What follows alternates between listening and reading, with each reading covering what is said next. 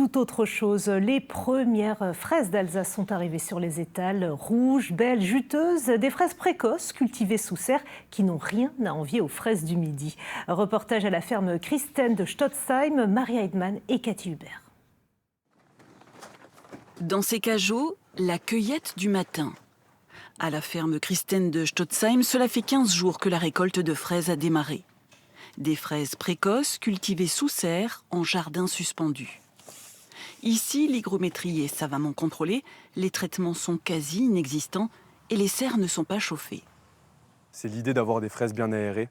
Parfois, quand on a un contact avec la terre et qu'il pleut, elles peuvent pourrir. Ici, il n'y a pas de raison. On a des ventilateurs au-dessus de nos têtes pour aérer. Le matin, on ouvre, c'est comme la maison, on ouvre les fenêtres. Et si on veut de la chaleur pour que ça mûrisse un peu plus vite, on ferme la serre. Si on veut ralentir la croissance, on ouvre la serre. Joseph et son frère Sylvain ont investi plus d'1 million d'euros dans ces installations. Sur les 7 hectares cultivés en fraises, un tiers pousse sous serre, ce qui permet désormais d'étaler la production durant près de 6 mois. Je palisse les fraisiers, ça permet de sortir les fleurs et comme ça les fruits tomberont à portée de main et ils seront bien aérés. L'essentiel de la production de la ferme est écoulé en vente directe et sur les marchés.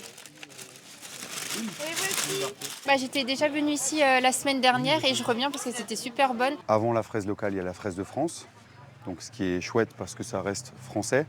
Et ça, c'est celle du mois de mars. Et au mois d'avril, quand on arrive avec notre fraise d'Alsace, les gens basculent sur la fraise d'Alsace pour rester toujours dans le local.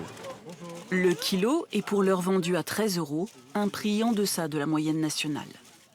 D'ici la mi-mai, le consommateur pourra venir cueillir ses fraises en libre cueillette, cette fois dans les champs en pleine terre, de quoi ravir les gourmands.